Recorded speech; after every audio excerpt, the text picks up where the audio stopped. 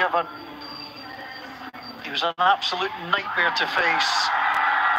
And Jack Jarvis found himself back in pavilion for a duck. Scotland couldn't bat out the Rovers.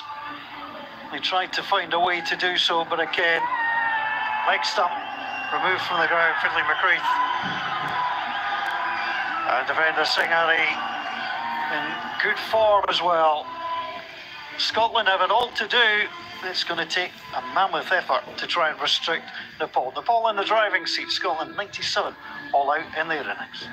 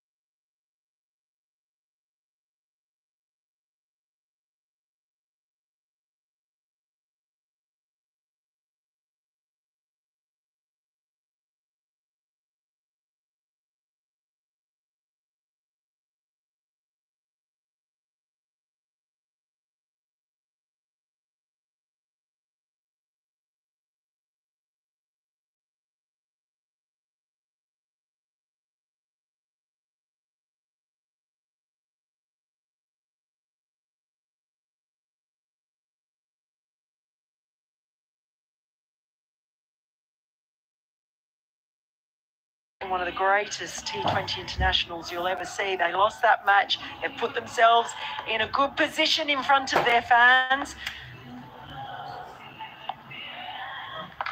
who are here to see if they can bring it home this time. Scotland, well, it's not going to be an easy task to defend this. It's the 7th lowest total that they have put on as a team in T20 international history. So Michael Leask was the only one who was able to stay out there, and even he struggled to get going. 46 of as many balls from Michael Leask.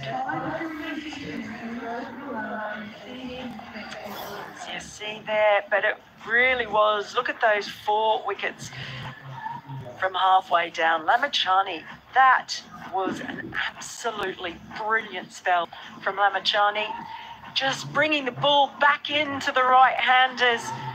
The googly, they couldn't pick it. The one to McBride, for me, was the piece de resistance.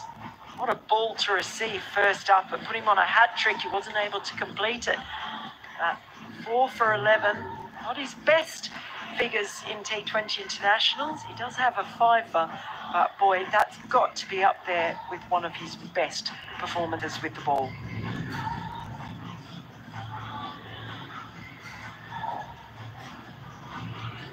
So Krisha Butel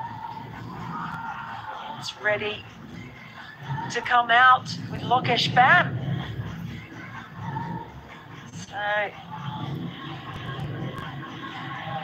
Lokesh Bam will be wanting to live up to his name. Had a pretty lean start when he came in the first match against Netherlands. He's one of these players, he's actually a commentator's nightmare because of the name, because you're thinking of all these wonderful things that you could say that you really shouldn't say because they're far too corny, but we shall see. He might tempt us. Well, he was out for a duck in that game against Netherlands, so it didn't really allow us the opportunity.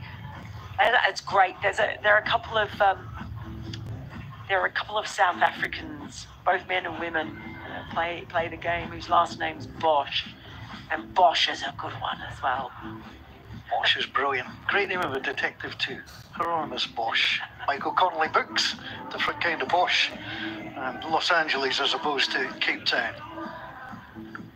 But he's just your typical T20 player. Can open the batting, brilliant, big tick, tasty in the field, and he can give you 4 overs. And I'm just looking back at the card, he was outstanding in his bowling today. Yeah, he was. And don't forget the role he played in that match yesterday in the super over. He belted 18 runs off the first super over. Got great tattoos as well. Check out that elbow. That's some mighty fine sleeve work there. What a cool character he is. Brilliant. When you know you've got a camera in your face, you've got to pretend you don't know that you've got a camera in your face. I mean, for the Scots, Mel, this is almost, for me, a free hit. You've put yourself into trouble. You're all, defending 97. I think you've just got to go for it and just be positive. I'm going to be very interested to see how Matt Cross uses his bowlers. Does he go spin early because it worked for Nepal? Does he stand by going with a pace man to start? These are the fascinating little things, the decisions, and the great crowd inside the ground at Titwood today. They're wondering exactly the same. How are Scotland going to approach this? Yeah, it's going to be difficult. Of course, Matt Cross has done a fine job stepping up as captain in the absence of Richie Berrington, who's been unwell. That man there on the left, Mark Watt, a big part to play if they are going to defend this. There they are. Big namaste to all the Nepal fans who are watching. Your countrymen and women are doing you proud, flying the flag, the beautiful flag of Nepal here. They've been dancing, they've been singing. Been outstanding supporters. That flag is lovely. The New York Yankees hat, less so if you're a baseball fan as I am. It's not what you want to see around these parts. I think it's lovely. Wear it with pride. Nice lady. And the umpires are on their way out. The batters are on their way out. In Scotland, Matt Cross, he's revving them up to defend what is a very meagre total. But you just don't know. Do not write anything off. Michelle Bertel there. It's always a surefire way to actually check if somebody knows anything about baseball. If they know something about baseball, that's fine. If they don't, they tend to wear a New York Yankees hat. Oh, I've got some Yankees fans who would definitely disagree with you. Well, they can get in touch on social media. I'm a Tampa Bay Rays baseball fan, so we like to have a go. They're the big boys, the Yankees. We're down here somewhere. Lokesh Bam, 12 matches. Can he find a way to impress in this one? Well, it's going to be Brandon McMullen to start things off for Scotland, so they are sticking with their usual plan. It'll be Brandon McMullen and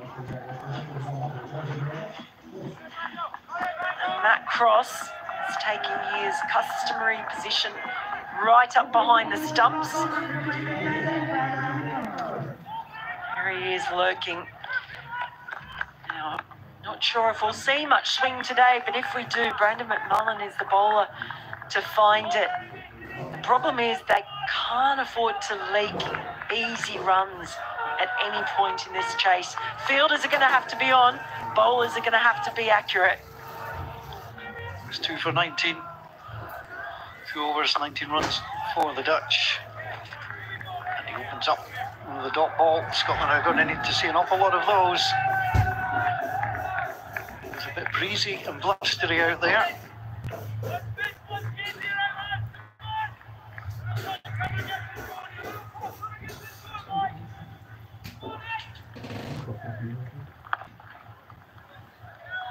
Scotland looking for an early breakthrough.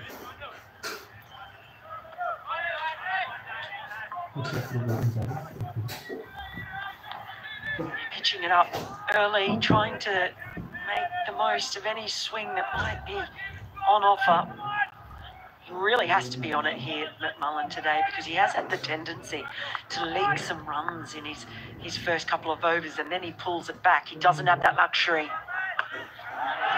It's in there, it's catchable, it's just short. I thought that was going to hold up. Momentarily coming in there for Scotland was Finlay McCreath. It did seem to die down quite quickly. You could almost sense the excitement from some in the crowd. Well, the opportunity straight away, didn't get all of that, but fell well short in the end. Just gets the single. Maybe a promising start, at least the hint of something perhaps. They're just bringing in a slip now. Mark Watt has just moved into slip.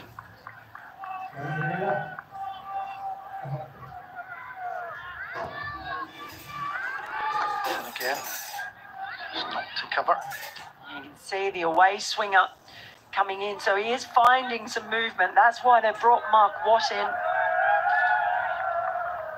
And, the batters, because Matt Cross is there, are unable to try and come out and meet the ball. And, basically to negate any of that swing by meeting it early. It's been a beautiful day in Glasgow. The breeze just coming across the wicket, right to left. This is positively balmy. I'm loving this. Beats the edge. This must make you feel at home weather like this. Oh, no. That was a beautiful ball by McMullen. Just saw him roll his fingers down the side. Ball coming back in after he'd bowled the outswinger on the previous delivery. Good over so far from McMullen, but hasn't brought the wicket. Final ball of the over. To go off the legs. Through mid-wicket. That's another single, so a tidy start from the Scots. After one, Nepal, 3 without loss.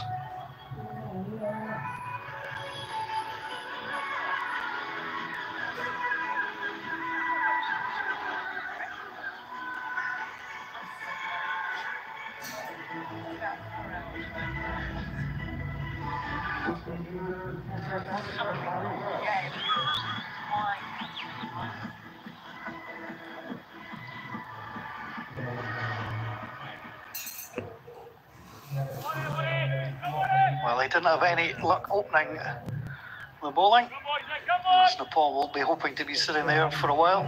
Opening the batting, but he'll open the bowling as Mark Watt. Left-hander. Watt, coming from that wonderful cricket school of Trinity Academy in Edinburgh. I hear they only have the best students. Well, they let anybody in sometimes. That's just clipped away. Well, Scotland were well positioned, but that might find its way to the boundary. It has. And there's the small margins which you face. Just played away by Kushal Patel. Well, the fine margins and the frustration of having slip in and just over the head. The idea was right, but once it got past slip, that was it. That's attack that is coming our way. That is going to take one bounce. It's going to be stopped now. You can see the outfield there, chased down by Chris McBride, but another day, that rolls over the rope. And there's still a lot of moisture in the ground, and it just thumped in and almost came to a halt.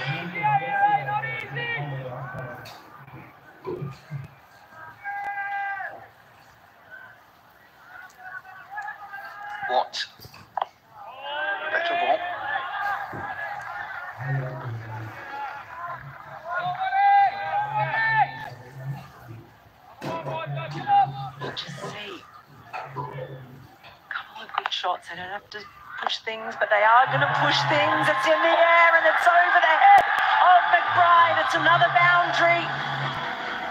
And all of a sudden, with just a few balls, Nepal have taken a decent chunk out of this chase. Well, I think Chris McBride makes the right decision here to go for the catch. You've got to try and get wickets down in this one. He throws his arm out, trying to get there. He knew if it went over his head, it was going to the boundary. It was a decent effort. Patel quickly on to 12. सम्राट बात कर रहा हूँ।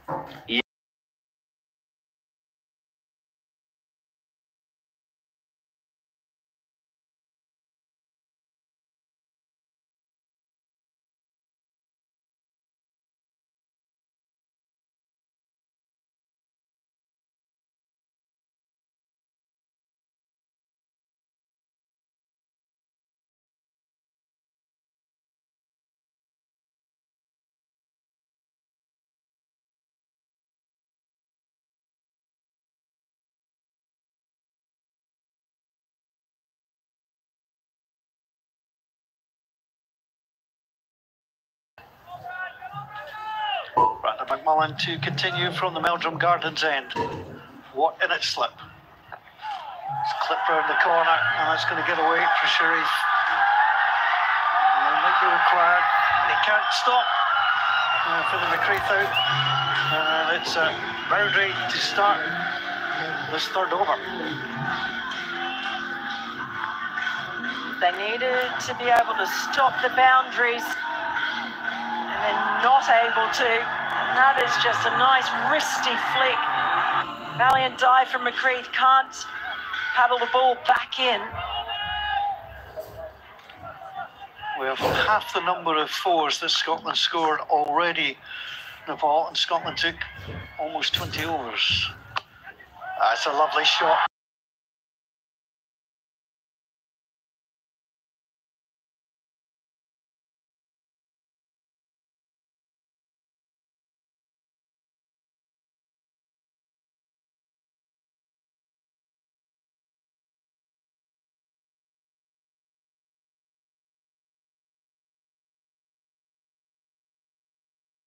Assess the offside. Where does Brandon McMullen go now?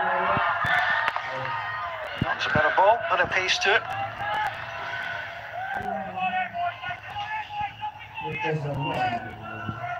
Now, they are already a fifth of the way.